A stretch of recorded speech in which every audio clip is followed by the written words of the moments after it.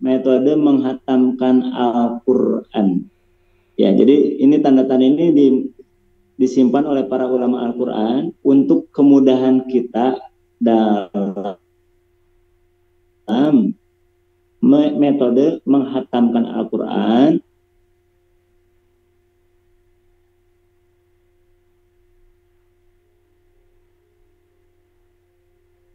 berdasarkan ya, menyesuaikan dengan kemampuan dan kesibukan kita. Para ulama sudah membuat pengelompokan Al-Quran. Kalau saya urut, pertama,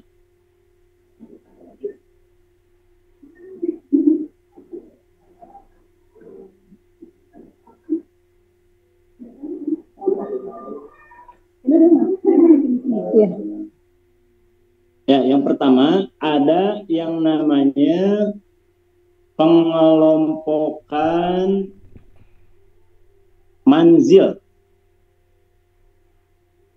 Ya. Ada pengelompokan manzil.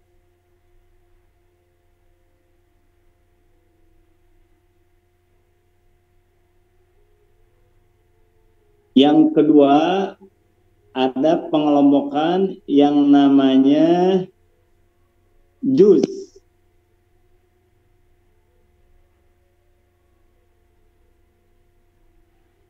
Yang ketiga, ada pengelompokan dan tanda-tandanya dalam mushaf Al-Quran yang disebut dengan hizb.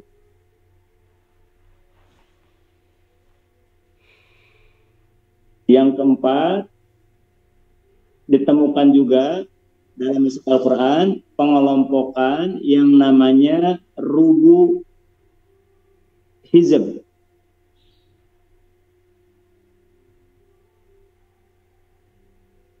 Yang kelima, akan ditemukan juga pengelompokan Al-Quran yang disebut dengan ruku atau populer dengan sebutan ain. Nah, ini pengelompokan Al-Quran oleh para ulama yang tanda-tandanya dapat ditemukan dalam mushaf Al-Quran standar Indonesia. Ya, ini pengelompokan yang sekarang saya sampaikan. Ini pengelompokan yang ditemukan dalam mushaf-mushaf standar Indonesia. Walaupun ada beberapa penerbit tidak memunculkan semua pengelompokan ini. Baik, saya jelaskan satu persatu. Pertama, pengelompokan manzil. Ini semua kan pengelompokan untuk metode menghatamkan Al-Quran. Untuk menjadi acuan dalam menghatamkan Al-Quran. Yang pertama, kalau kita membaca dalam satu hari satu manzil, ya, membaca dalam satu hari satu manzil, maka Al-Quran akan hatam di hari ke-7.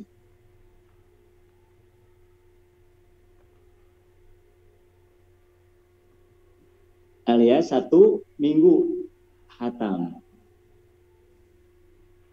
Yang kedua, kalau kita belum mampu membaca satu hari satu manzil, maka dalam menghatamkan Al-Quran kita bisa mengikuti pengelompokan di bawahnya, yang levelnya di bawah manzil, yaitu juz.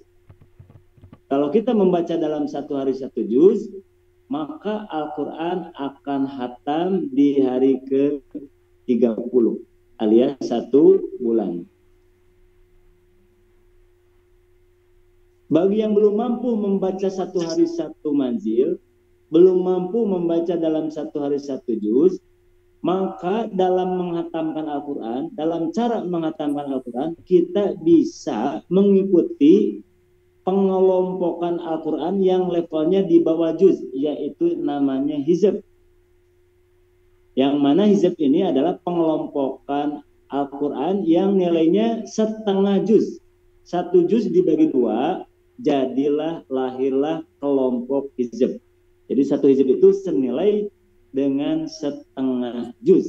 Berarti kalau kita membaca Al-Quran dalam satu hari satu hizab, maka Al-Quran akan hatam di hari ke-60 alias 2 bulan.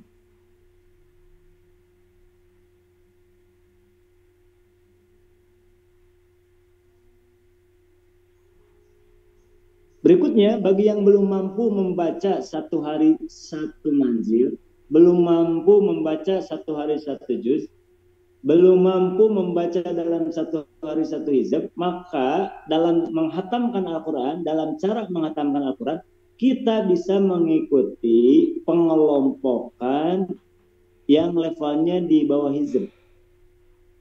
Ikuti tanda pengelompokan yang levelnya di bawah hizab, yaitu yang namanya rubu hizab. Rubu hizab itu adalah satu hizab dibagi 4 hari. Tadi satu hizab itu senilai setengah juz. Nah sekarang kalau satu hizab dibagi 4, maka muncullah pengelompokan rubu hizab. Berarti kalau kita membaca dalam satu hari satu rubu hizab, maka Al-Quran akan hatam di hari ke-240. Kurang lebih 8 bulanan lah. Kalau salah silakan dikoreksi.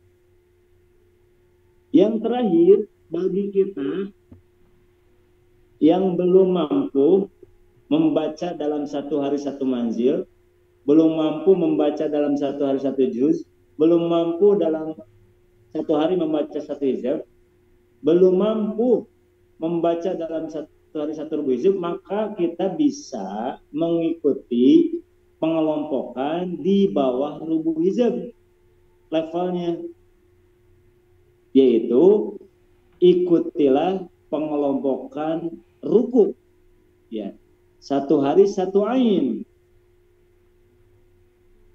Sehingga jika kita membaca dengan rutin satu hari satu ain, satu ruku, maka Al-Quran akan hatam di hari ke-500.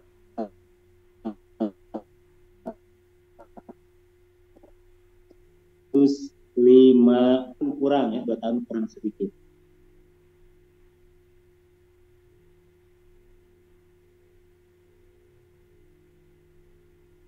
Inilah pengelompokan Al-Quran oleh para ulama yang tanda-tandanya sudah dimunculkan dalam mushaf Al-Quran.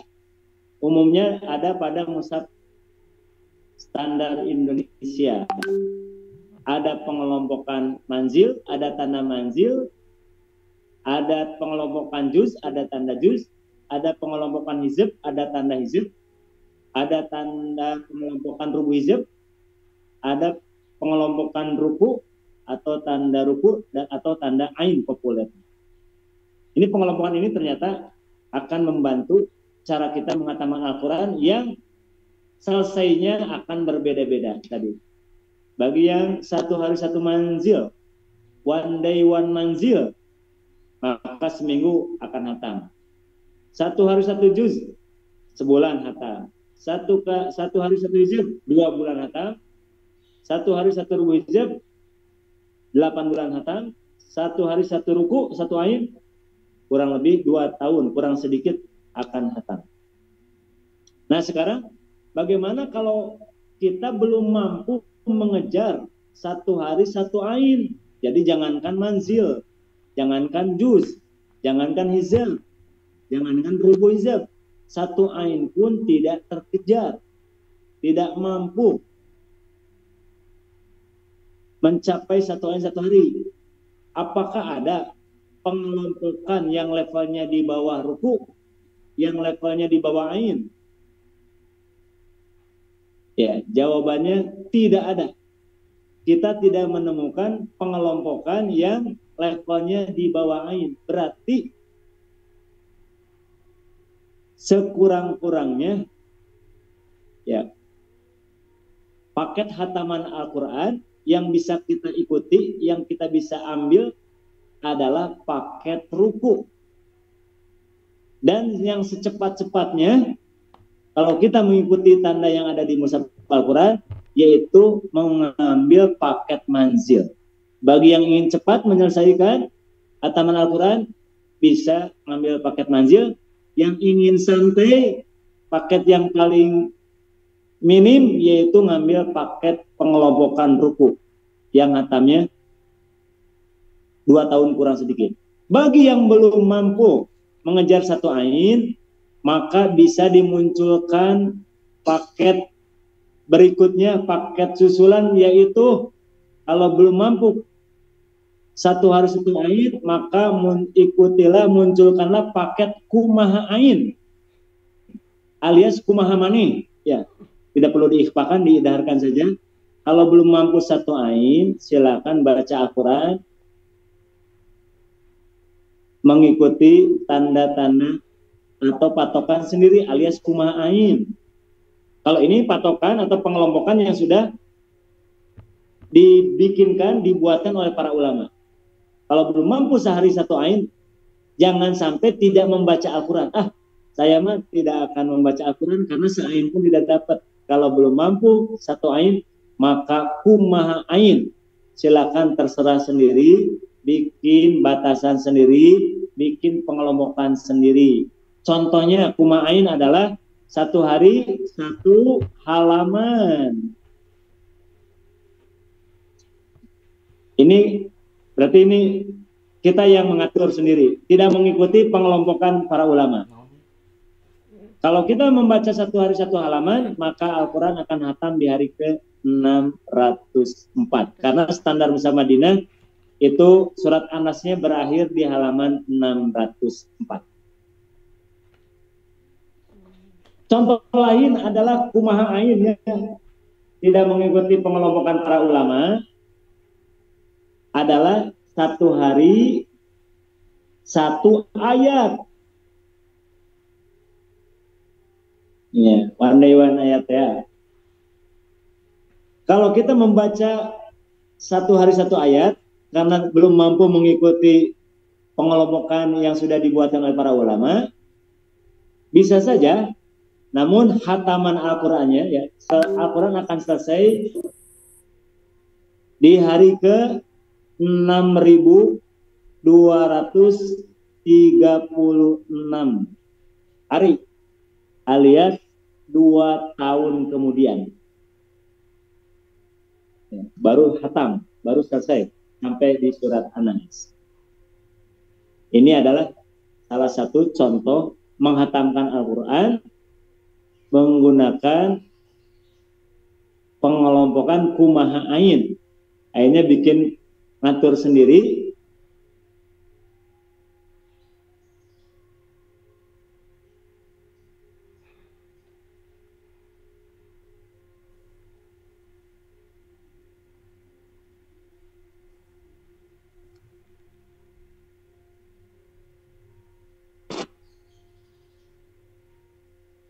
Ramadan ini ya bisa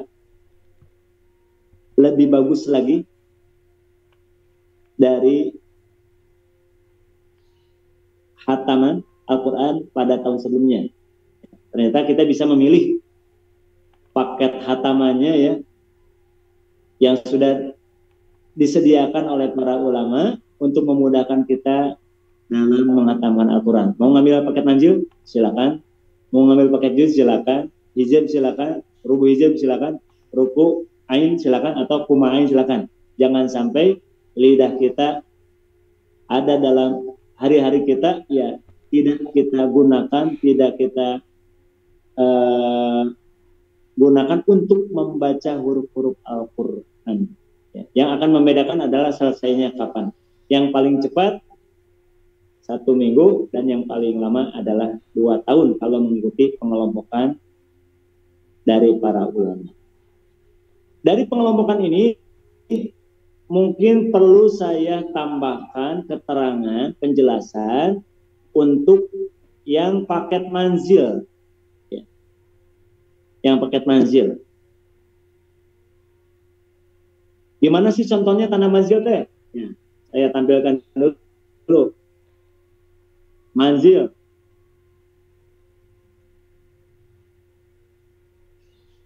Tanda manzil silakan dicocokkan ya dengan mushaf yang sekarang dipegang di rumah masing-masing, atau mau melihat mushaf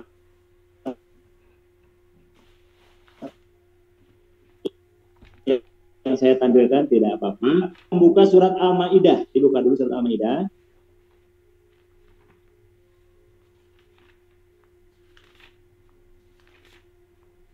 Al-Maidah ayat 1.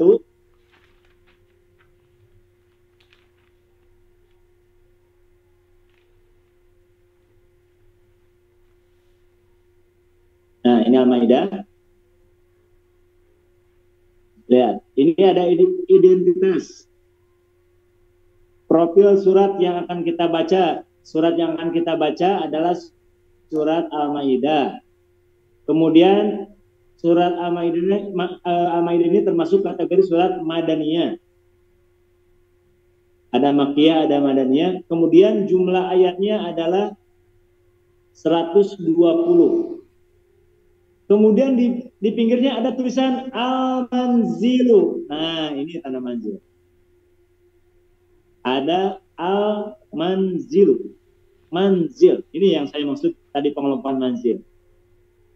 Di sini muncul Al-Manzilu 2. Manzil 2. Maksudnya adalah surat Al-Maidah ini adalah masuk awal manzil kedua.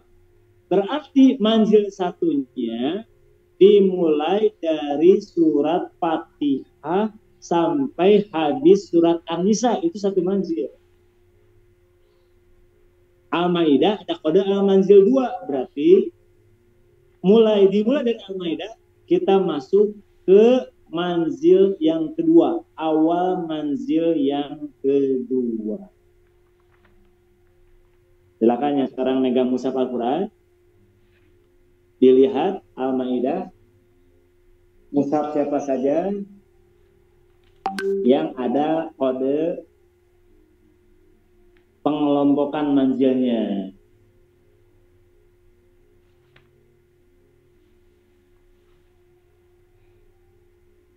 Al-Maidah.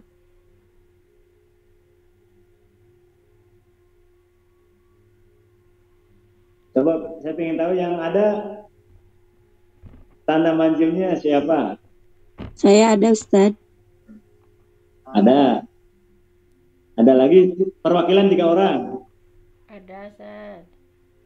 Ada. Ada. Baik, Al-Manzil. Ada. Baik, berarti sudah ada ya sama Al-Manzil. Nah, ini manzil yang kedua. Nah, sekarang para ulama membuat rumus menghafal dan mengetahui keberadaan manzil di surat apa saja tanda manzil berada. Ya, kan dibagi 7 manzil. Nah, pembagiannya gimana? Pembagian 7 manzil itu, nah para ulama membuat rumus. Jadi rumusnya bukan rumus dari saya, bukan juga rumus dari lembaga saya, lembaga Makris, tapi ini rumus dari para ulama. Maka muncullah rumus sebagai berikut. Nah, rumus manzil, pembagian manzil dalam Al-Quran terbagi kepada 7, yang rumusnya terkumpul dalam kalimat Fami bi syauqin. Nah,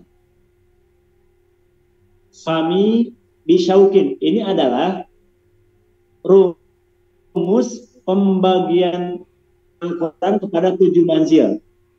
Di surat apa saja tanda manzil berada dalam mushaf, itu di surat-surat yang terkumpul dalam kalimat Fami bi syauqin. Ini manzil 1, manzil 2, manzil 3, manzil 4, manzil 5, manzil 6, dan manzil 7. Manzil 1 fa berarti itu kode bahwa manzil 1 itu dimulai dari surat Fatihah. Fatihah.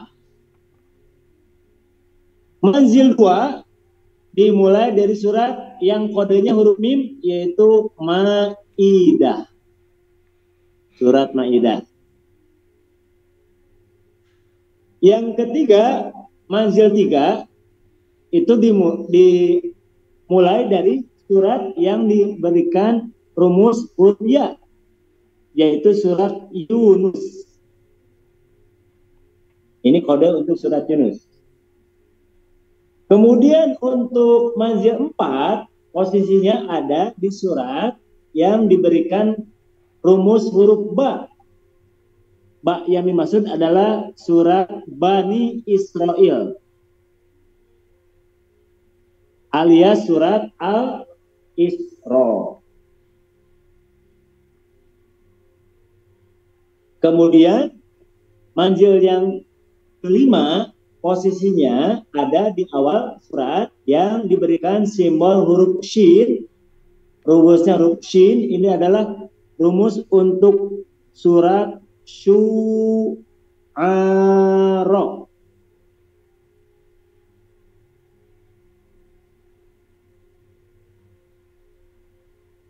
Kemudian manzil 6, posisi manzil 6 ada di awal, dimulai dari surat yang dikasih kode atau rumus huruf wawu. Huruf wawu di sini adalah untuk surat As-Saffat yang diawali oleh huruf wawu. Was-Saffati Saffa. Was-Saffat atau As-Saffat. Ya. Surat As-Saffat itu diawali oleh huruf wawu. Was-Saffati Saffa. Kemudian manzil 7 awalnya dimulai dari surat yang dikasih kode huruf Qaf. Qaf yang dimaksud adalah surat Qaf. Nah, ini rumus pembagian Al-Quran kepada 7 manzil. Lahirlah rumus fami bisyaukin. Fami bisyaukin.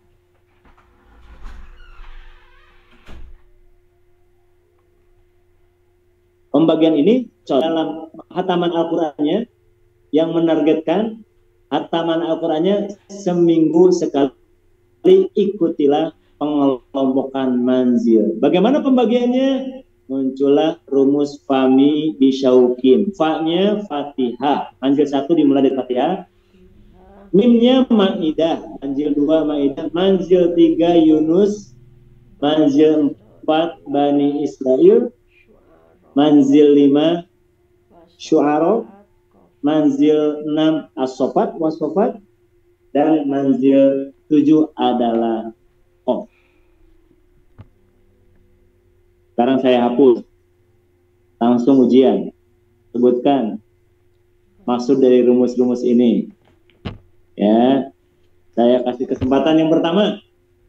Ada Teh Fitri Latifah masuk. Halo Teh Fitri.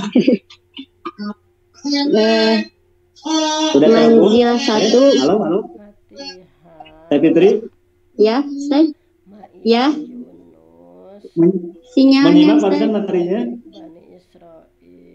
Menyimak. Siap. Nyimak, Ustaz. Manzil 7. Ada apa? Manzil 7. Manzil 7 tanda Qaf. Manzil Surat Al-Ahqaf. Qaf. Manzil 6.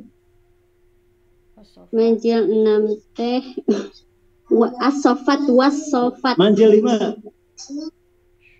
Manzil 5 Syu'ara.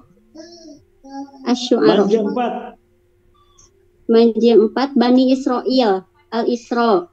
Manzil 3. 3 teh Yunus. Manzil 2. Ya udah. Manzil 2 Maidah. Maidah.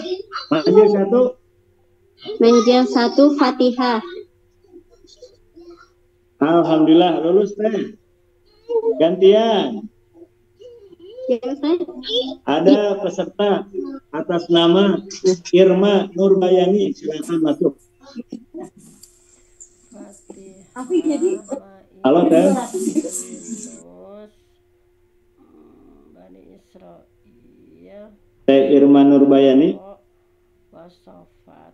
Kalau tidak terhubung, saya kasih kesempatan kepada Tehnia Komalasari. Hadir Ustaz. Ya, menyimak materi manzil tadi. Insya Allah menyimak tadi. Coba sebutkan lagi manzil 1, Fatihah. manzil 3, Yunus. manzil 5, Syu'ara. manzil 7, Surat Qaf. manzil 6, Wasofat. manzil 4, Bani Israil. Al-Isra. manzil 2, Maidah. Maidah. Ya, enggak, sudah cukup mewakili. Ya, yang lain saya anggap sama, sudah menguasai, sudah hafal. Maksud, rumus, fami, bisyaukin. Ya, demikian sahabat-sahabat Al-Quran dimanapun berada, ya sebagai mukhodimah pengantar pada kajian siang ini, ya kita buka dengan tadi mengenal pengelompokan Al-Quran untuk kemudahan dalam cara menghatamkan Al-Quran. Nah, sekarang kita masuk ke tema utama, yaitu memperbaiki cara membaca mad dan gunnah. Ya. Hari ini adalah masuk ke tahsin ahkamul gunnah, memperbaiki cara pembacaan gunnah. Namun akan saya murojaah dulu, saya akan ulas terlebih dahulu tentang materi utama pada pertemuan sebelumnya, yaitu perbaikan atau memperbaiki bacaan panjang.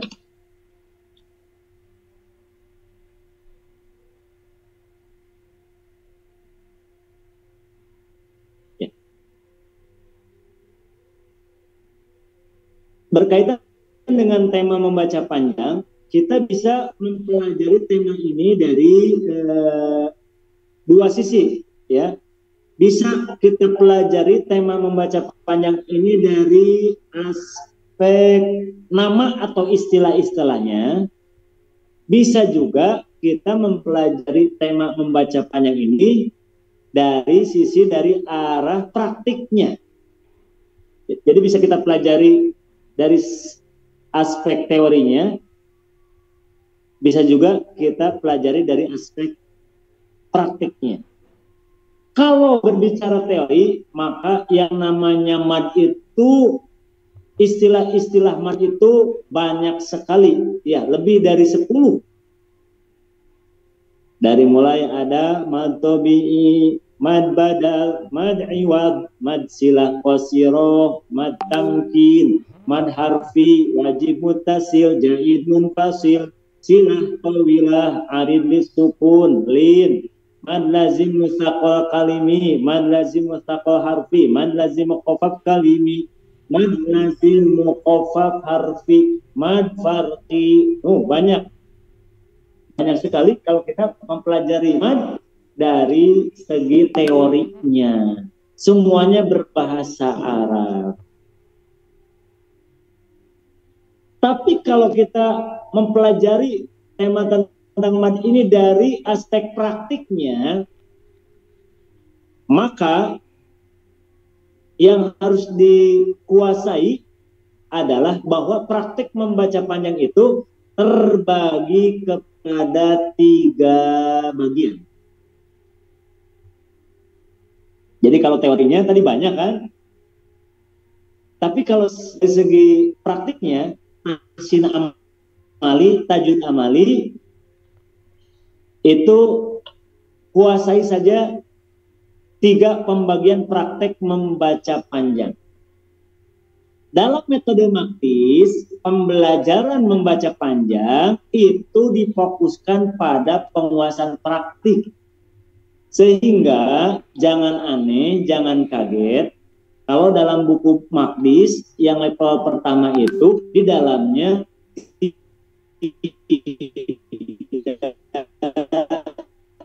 dimunculkan nama-namanya, karena kami memilih pembelajaran mad untuk tahsin level awal itu adalah ke arah penguasaan praktiknya. Maka kalau kita ngambil praktik, membaca panjang itu ada 3 praktik, ya, ada 3 bagian. Yang pertama ada huruf-huruf panjang yang cukup dibaca qasar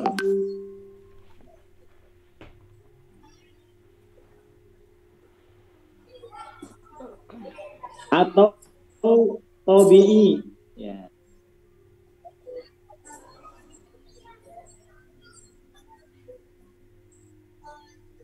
Ya, ada huruf panjang yang praktik bacanya tingkat qasar. Ambil ukuran qasar, yaitu seukuran 2. Yang kedua, ada huruf panjang ketika kita membaca mushaf Al-Quran, baca Al-Quran. Ada huruf panjang yang praktek membacanya ngambil tingkatan yang kedua, ukuran tawasud.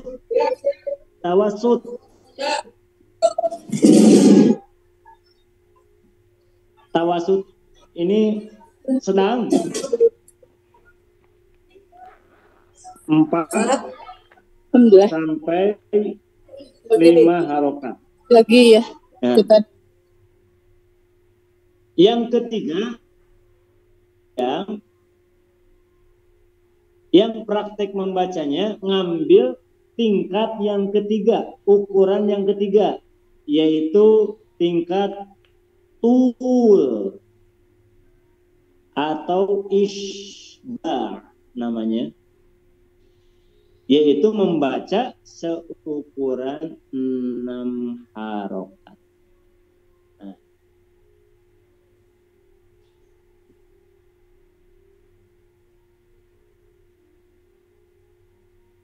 kita baca Quran, tadarus Al-Quran, dimulai dari surat Al-Fatihah sampai surat An-Nas, pasti kita akan ketemu dengan huruf panjang.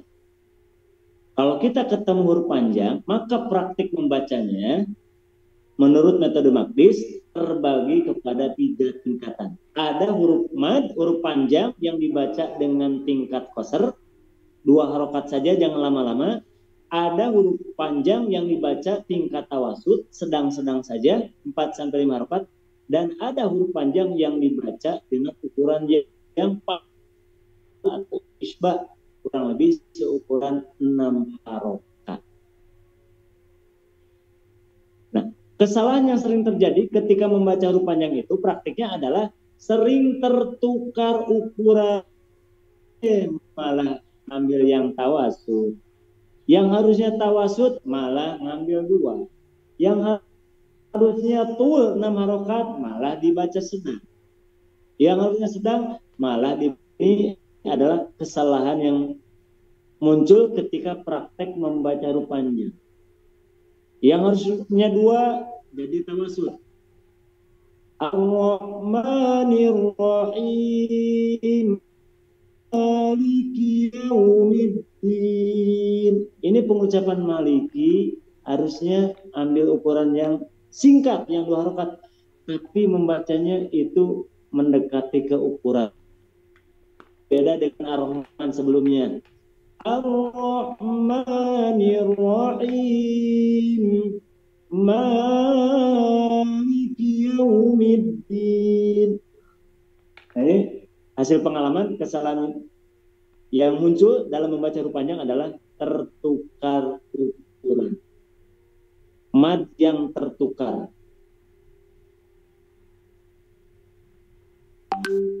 Atau yang harusnya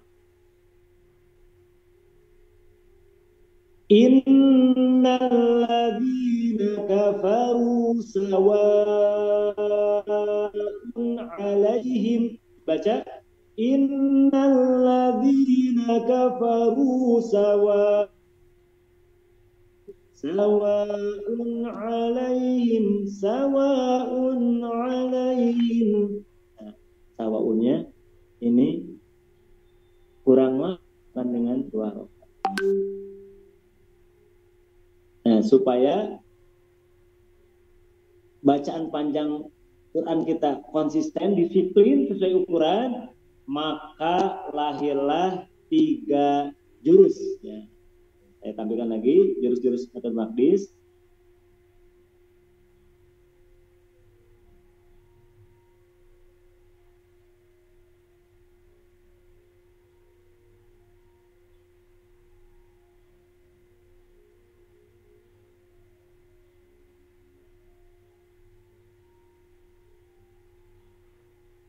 Bentar, ini.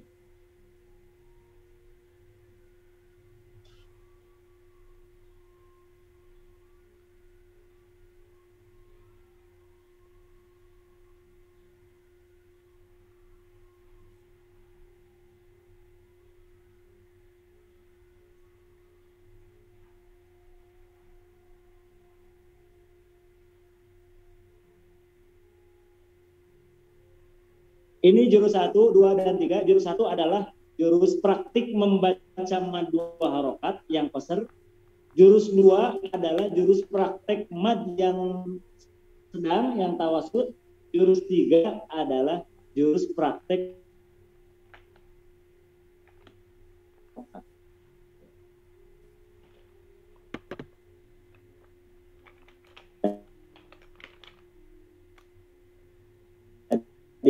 karena ditemukan tim tidak konsisten dalam menerapkan ukurannya, maka kami menawarkan jurus untuk memperbaikinya.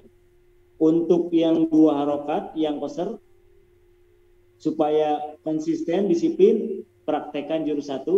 Yang sedang, yang tawasud, agar disiplin dan konsisten membacanya, gunakan praktek jurus 2. Dan yang 6 harokat, gunakan yang jurus 6. Ayun aja lamain aja lama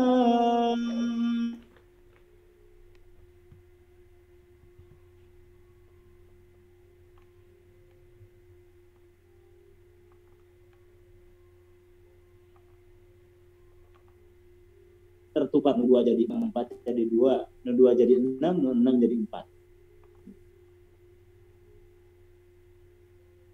Dari mana kita tahu 2, 4, dan 5 rakaat? Dari mana peserta belajar tahu 2, 4, dan 6? Maka Maghdis dalam menyajikan mana 2, 4, dan 6 rakaat itu memanfaatkan tanda-tanda baca yang ada dalam mushaf Al-Quran. Untuk yang 2 rakaat adalah untuk tanda 2 rakaat apabila kita menemukan 7 tanda-tanda sebagai berikut. Yang pertama adalah ini fathah bertemu alif. Yang kedua fathah berdiri. Yang ketiga alif bengkok. Yang keempat adalah kasroh bertemu ya sukun. Yang kelima adalah kasroh berdiri. Yang keenam domah bertemu waw sukun, dan yang ketujuh adalah domah terbalik. Ini adalah tanda-tanda dalam mushaf Al-Quran yang membantu kita dalam menentukan berapa harokat yang harus kita ambil, yang harus kita praktikkan ketika membaca huruf-huruf panjang. Kalau ketemu tanda-tanda ini, maka ambillah ukuran 2 harokat. Walaupun namanya lupa lagi nggak masalah. Kemudian praktek jurusnya ngambil jurus yang pertama. di ayun aja di ayat fa'ahyakum dzalika dan seterusnya. Ini yang permohonan sebelumnya. Kemudian tanda-tanda 4 harokat. Walaupun kita lupa lagi nama madnya mad apa dalam metode makis, peserta bimbingan tahu 4 harokat tahu dari tandanya, dari tanda bacanya yang ada dalam mushaf Al-Quran. Tandanya ada 2, tanda alis bertemu hamzah dan tanda alis bertemu alif. Ini berarti ciri 4 harokat. Praktek membacanya gunakan jurus yang kedua. Lama in aja sawa'un alaihim khalidina fiha abada. Kurang lebih seperti itu praktek jurus pada contoh ayat. Kemudian tanda 6 harokat, tanda bacaan tutur isbah 6 harokat adalah apabila kita menemukan tanda alis bertemu tasdid atau sukun. Jurus prakteknya jurus 3. Lama kan aja, lama kan aja. Contoh ayatnya al-haqqatu mal-haqqah. Dibaca 6 karena ada tanda alis ketemu tasdid.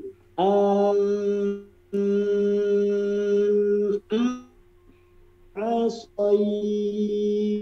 Dibaca 6 karena tandanya ada tanda alis ketemu sukun.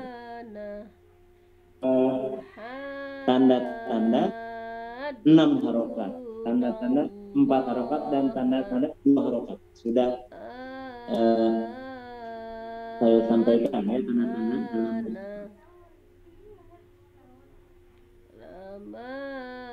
Berikutnya ada juga huruf panjang dalam Al-Quran yang cara pembacaannya tidak masuk ke sana kemari. Jadi ada huruf panjang dalam Al-Quran yang praktek membacanya tidak dibaca 2, tidak dibaca 4, tidak dibaca 6. Tapi dibaca pendek karena huruf madnya mahdhufan, dibuang. Iya. Ada huruf panjang yang praktiknya tidak dibaca 2, tidak dibaca 4, tidak dibaca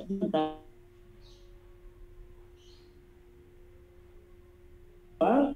Dihilangkan, dianggap tidak ada, maka bunyinya jadi pendek. Contoh,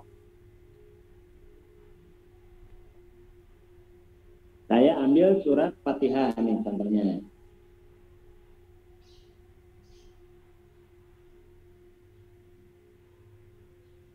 Di surat Fatihah ada ayat yang berbunyi ihdina.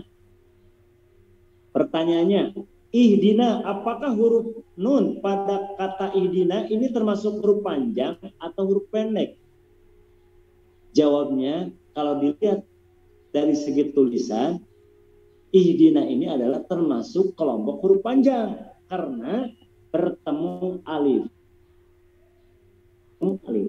Sekarang prakteknya, apakah lafaz ihdina pada ayat ini dibaca 2 harokat? Jawabnya tidak.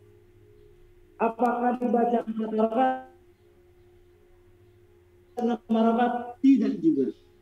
Belum pernah kita mendengar ada imam yang membaca ihdina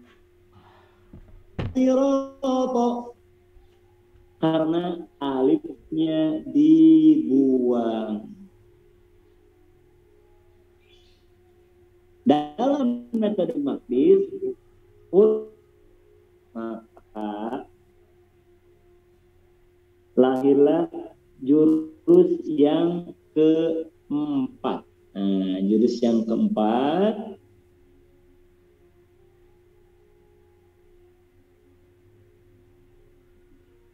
terus abaikan aja, dibuang aja, biarin aja, yakin aja, antepkeun bae. Nah, jadi jurus 4 ini adalah jurus pengingat bahwa ada huruf panjang yang dibaca pendek karena huruf madnya dibuang.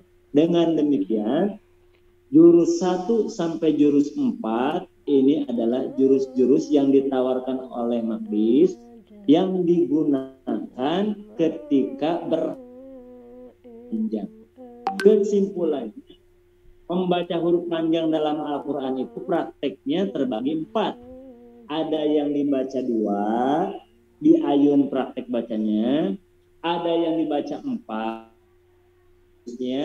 ada yang dibaca 6, lamakan aja jurusnya, dan ada juga yang dibaca pendek, abaikan aja jurus. Jadi jurus 1 ini adalah jurus-jurus yang ditawarkan oleh Maqdis untuk menghadapi huruf-huruf panjang dalam Al-Quran. Nah, demikian materi inti pada pertemuan pertama yang kemarin. Kita fokus memperbaiki tema memperbaiki huruf-huruf panjang. Prakteknya kebagi 4. Tapi kalau lebih dari 10 dan 16 tadi kalau kita hitung ya mad wajib, jain, sulan dan yang lainnya itu lebih dari 10. Tapi prakteknya bukan 10 cara membaca panjang. Nggak sampai belasan prakteknya. Praktek itu hanya 4 saja. Ada huruf panjang yang dibaca 2, ada huruf panjang yang dibaca 4, ada huruf panjang yang dibaca 6, dan ada huruf panjang yang dibaca pendek karena dibuang.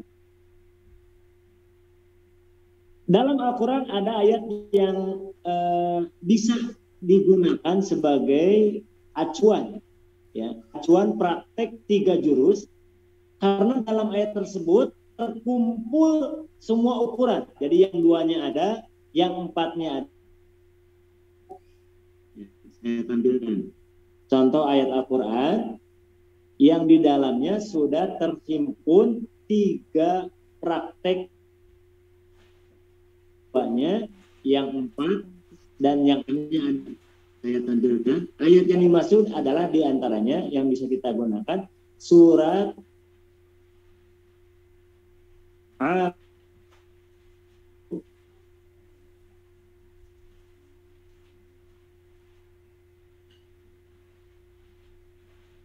surat Al-Baqarah. Contoh ayatnya ada di ayat 23.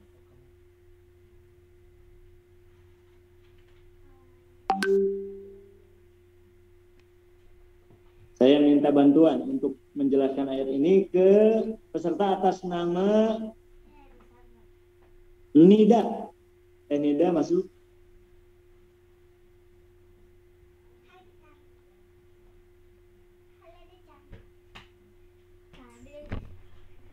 Kalau tidak terhubung, saya berikan kesempatan kepada Teh Rahmasari.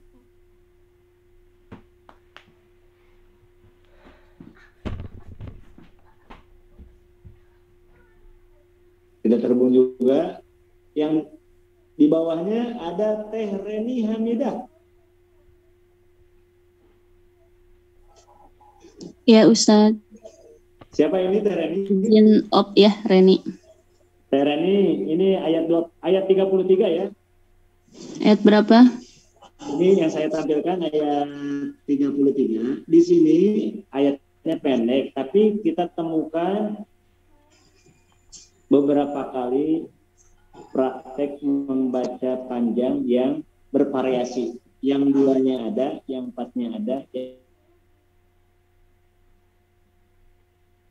Berapa kali itu huruf panjang di ayat ini? 1, 2, 3 ya? Yang pertama apa? Huruf panjangnya apa? Huruf yang dibaca panjang? Faida. Ya. Yang kedua? Ja'at. Ya. Yang ketiga? As-sakhah. Baik. Jadi Yang di ayat ini ditemukan 6 huruf panjang. Faida disebut panjang karena ketemu alif. Ja dibaca panjang karena ketemu alif. So juga karena ketemu alif mad. Ya teh ya, semuanya sama kan ketemu alif? Iya. Yang membedakan apa? Praktiknya, praktek membacanya. Faida mengambil berapa harokat teh? 2. Cirinya apa? Cirinya fathah ketemu alif. Kalau ja mau ngambil ukuran yang qasr, tawasud atau tul? Tawasud. Cirinya apa? Tanda alis ketemu hamzah. Iya. Kalau so ambil ukuran yang mana? Yang Yang tul. tul atau isbah. Cirinya apa? Tanda alis ketemu apa itu syiddah. Iya, ketemu syiddah. Jadi walaupun kita tidak hafal namanya, ini madnya lupa lagi dalam metode makis, kita bisa tahu mana 246, mana qasr, mana tawasud, mana tul, itu diketahui dari tanda-tandanya. Yang 2 tandanya ada, yang 4 juga ada yang namanya. Silakan baca deh, bedakan 2, 4 dan 6-nya. Mulai. A'udzu billahi minasyaitonir rajim. Fa idza ja'atis sakhah. Sekali lagi. Afwan kalau salah. Fa idza ja'atis sakhah. Ya, cukup, mantap. Barakallahu teh, sudah cukup. Udah paham teh? 2, 4 dan 6 secara Insyaallah, insyaallah.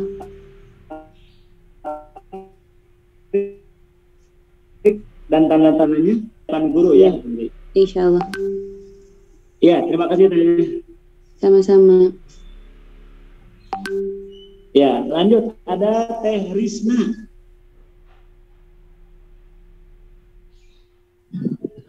Ya, Ustaz hadir. Siapa Teh Risma ini? Iya. Teh Risma, ini saya tampilkan surat Takwir ayat 1. Ayat 1 huruf panjangnya, ditemukan huruf panjang nggak di ayat 1? Ditemukan, Ustaz. Yang mana? Enggak ada satu. Aslina ini huruf panjang ada nggak di ayat 1? Ada yang za. Iya, ada. Baik, sekarang prakteknya. Apakah ida pada ayat ini dibaca 2 harokat? Tidak. Dibaca 4? Tidak. Dibaca 6? Enggak, Ustaz. Di gimana tuh? Yang keempat. Tadi di gimana? Alif pada ida, ida, huruf panjang ida ini dibaca pendek. Karena alif madnya di gimanain? Di gimanain teh? Alif madnya dibuang, mahdzufan. Nah, karena dibuang, jadi bunyinya pendek. Tertulisnya ida, dibacanya ida syamsu. Silakan baca 2 ayat teh. A'udzu billahi minasyaitonir rajim. Bismillahirrahmanirrahim. Idza syamsu kuwirat wa idzan nujumu kadarat. Ya, cukup deh. 2 ayat saja, barakallahu. Baik. Tadi surat Abasa itu adalah contoh yang mewakili bahwa praktek membaca panjang itu ada yang dibaca 2 seperti Faida, kemudian ada yang dibaca 4 seperti Ja'ati, dan ada yang dibaca 6 seperti As-Sokhatu. Sedangkan surat At-Takwir ini mewakili contoh adanya praktek membaca huruf panjang tapi dibaca pendek. Hurufnya panjang, tapi menurut aturan tajwid dibaca pendek karena huruf madnya dibuang. Abaikan aja, biarin aja, cuekin aja, antepkeun bae. Contohnya idza syamsu wa idan nujum.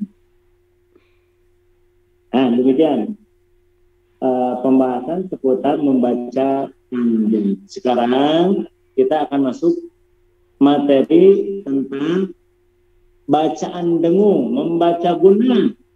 Ya, membaca guna sekarang. Membaca guna, membaca dengung, ya, itu harus pada tempatnya.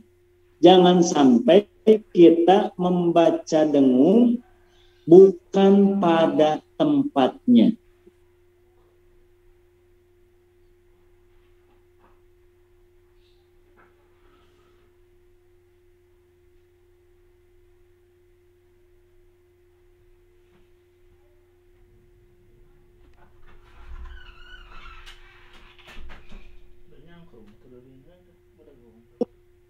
Iyyaka na'budu wa iyyaka nasta'in.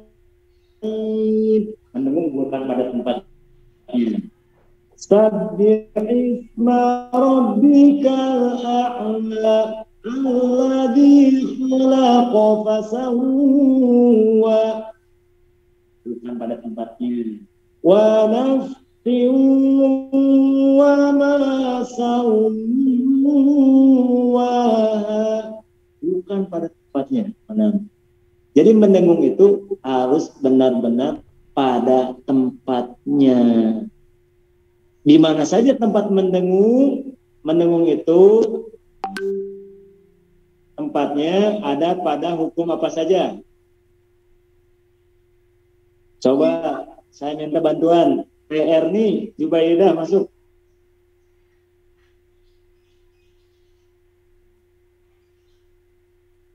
PR nih, Zubaidah.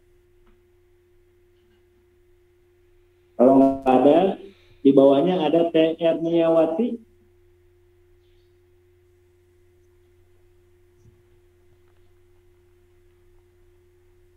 Tidak Yes. ada. Siapa ini? TR Niyawati. Ya. Halo Teh. Ya, Sepengetahuan Teteh, hukum tajwid yang prakteknya ada dengungan terdapat pada hukum apa saja? guna, mim guna dan mim guna, ikhfa, apa lagi ya? Ikhfa sapawi, Iya. apa lagi ya? Izgom, Idgham yang mana? Apakah semua idgham pun ada gunanya? idgom biguna, Idgham biguna. Ada lagi? apa lagi ya? Udah mungkin Dan kawan-kawannya ya. kawan-kawan. Ya, cukup Teh. Ya, terima kasih. Ya, Niyawati. Baik, jadi kalau disebut tempat-tempat guna itu, kalau disebutkan hukumnya kan tadi banyak ya. Tadi sudah disebutkan sebagian. Nah sekarang kami dari Makdis menawarkan mengetahui tempat guna itu bukan dari namanya. Karena namanya tadi semuanya berbahasa Arab. Untuk peserta pemula, tahsin pemula, peserta tajwid pemula, menghafal nama-nama itu agak susah. Jangankan menghafal, menyebutkan namanya aja kan semuanya berbahasa Arab, ada susah.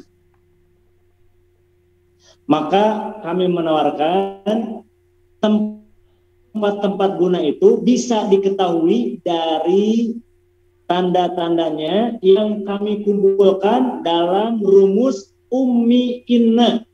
Nah, ini rumusnya.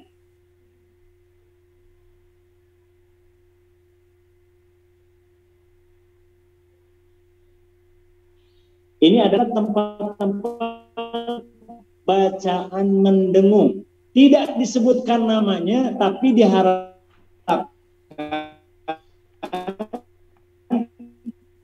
untuk peserta pemula cepat diingat dan bisa merubah praktek membaca gunah sifat tilawah. Yang pertama, gunah itu terdapat atau terjadi ketika membaca mim tasdid. Satu, mim tasdid diwakili oleh contoh ummi. Ya. Kemudian yang kedua, nun tasdid. Inna. Kubawwakan, ini tasdid setelah tanwin idgham diguna. Yang keempat, ya tasdid setelah nun mati atau tanwin idgham diguna juga.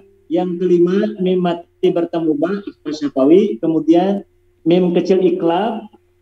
Nah, kemudian samangkok samangka, ini adalah mewakili contoh hukum ikhfa. Ya, ini huruf ikhfa ya. Ini adalah tempat-tempat gunnah. Mim tasdid, oh tasdid, ya tasdid, mim mati bertemu ba, mim kecil iklab, tanwin atau nun mati bertemu dengan huruf ikhfa. Ini digabungkan saja. Yang ini yang ketujuh, ya yang ketujuh. Nah, kesalahan dalam membaca gunah, hasil pengalaman kami adalah membacanya tergesa-gesa, rusuhan. Contoh, membaca nun tasdid. Qul a'udzu birabbin nas, malikin nas, ilahin nas, min syarril waswasil khannas, alladzi yuwaswisu fi sudurin nas, minal jinnati wan nas. Ini contoh membaca surat An-Nas yang di dalamnya ditemukan banyak nun tasdid, tapi bacanya tergesa-gesa. Kalau tidak tergesa-gesa, kesalahan berikutnya ketika membaca gunah adalah tidak konsisten. Ketika menemukan dalam satu ayat 3 tempat gunah, 2 kali tempat gunah yang bergandengan, itu kadang tidak konsisten membacanya. Yang satu ditahan, yang satu tidak.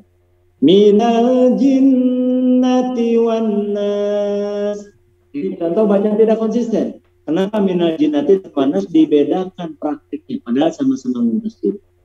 Nah, untuk menjaga lidah kita supaya membaca gunah dengan konsisten, maka dalam metode Maqdis kami menawarkan jurus yang kelima. Apa jurus yang kelima? Saya bacakan. Ditahan lama ditahan. Saya ulang. Ditahan lama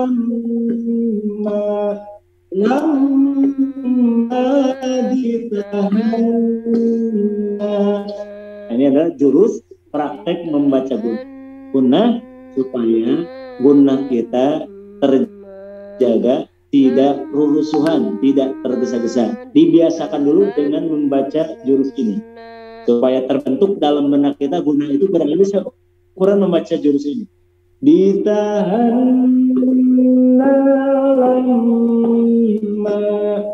lama ditahan. Nah, adapun tempatnya yang ditahan lama, yang dibaca gunah di mana saja, muncullah rumus ummi inna. Ya, akan mudah diingat. Ini ada iramanya, ada lagunya. Ummi inna ubawwakan ayyam ditambah sambal pokok samangka. Ummi inna ubawwakan ayyam ditambah sama sambal samangkok samangka. Ummi inna ubawwakan ayyam ditambah sama sambal samangkok samangka. Ummi inna ubawwakan ayyam samba, sama samba, samangkok, samangka. Ini tempat gunnah. Sekarang kita praktik ya, praktek membaca gunnah pada ayat Al-Quran. Siap Pak, saya masuk Pak, siap.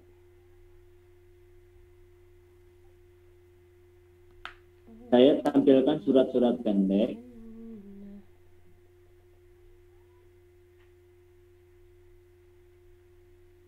Dan saya persilakan kasih kesempatan kepada peserta atas nama Fenti Inayati. Masuk. Baik Ustadz. Baik. Saya tampilkan surat Al-Zalzalah. Sebelum teteh baca, coba kira-kira tempat gunnahnya yang harus ditahan lama di mana saja dan hubungkan dengan rumus yang tadi. Contoh ayat 1, ada nggak tempat yang harus ditahan lama karena mendengung? Tidak ada. Ayat 2?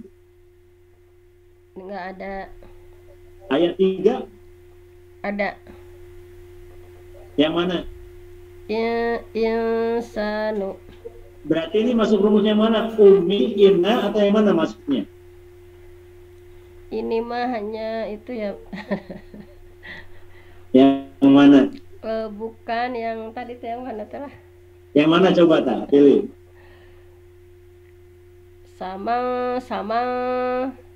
Samangkok. Iya, samangkok, samangka. Berarti masuk ke rumus samangkok, samangka. Ya, samangkok. betul. Terus, ayat 4 ada? Ada. Yang mana? Yauma idzin tuhaddits. Yauma idzin. Masuk ke rumus mana? Umina, aku bawakan ayam ditambah sama-sama samangka. Samangkok. Iya, samangkok, samangka. Ini ya, ikhfa ya. Ayat 5. Ayat 5. Anna. Masuk ke rumus apa? Tadi yang pertama. Apa? Saya tampilkan. Iya, yang tadi teh Ustaz. Inna ya, ini umi, ini ya. Inna umi, berarti. Yang mana? Inna. Umi atau inna? Inna. Iya, non tasdid. Betul. Lanjut, ayat berikutnya.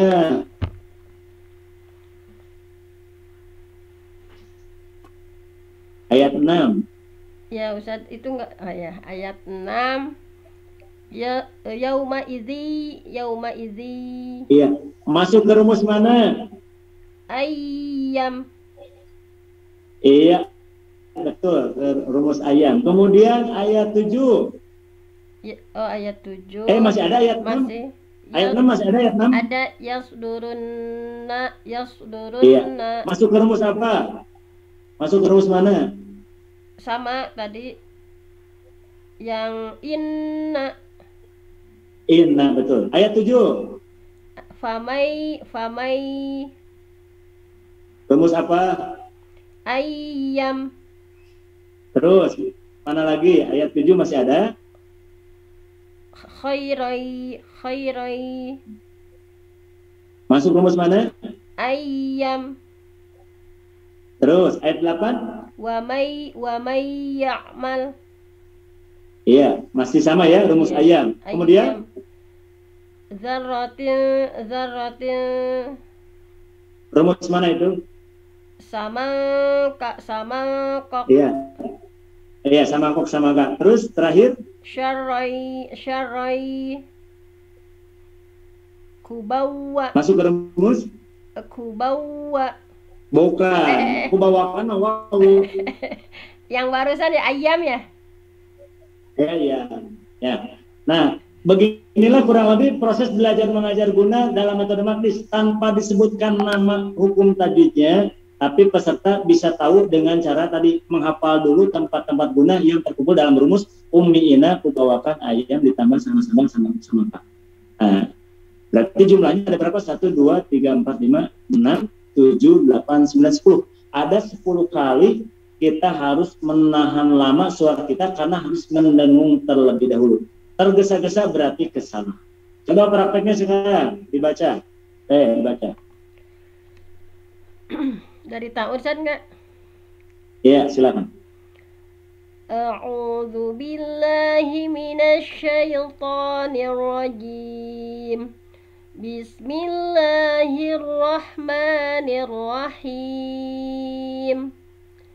Idza zulzilatil ardu zilzalaha wa akhrajatil ardu athqalaha wa qalal insanu ma laha yawma idzin tuhadditsu akhbaraha bi anna rabbaka awhalaha yawma idzin yasdurun nasu ashtatan liyuraw a'malahum faman ya'mal mithqala dzarratin khairan yarah wa man ya'mal mithqala dzarratin syarran yarah.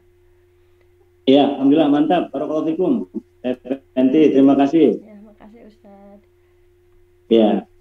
Satu orang lagi ada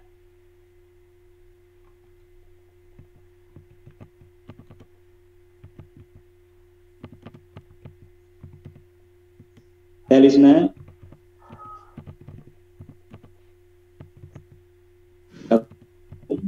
Maaf, Lisna atau Risna? Ya, Risna Risna. nggak apa-apa, Risna aja yang masuk sekarang. Teh Risna. Halo Teh. Ya, halo. Ya. Maaf, saya off Saya cam ya. Saya tampilkan ayat 8. Teh ini perhatikan.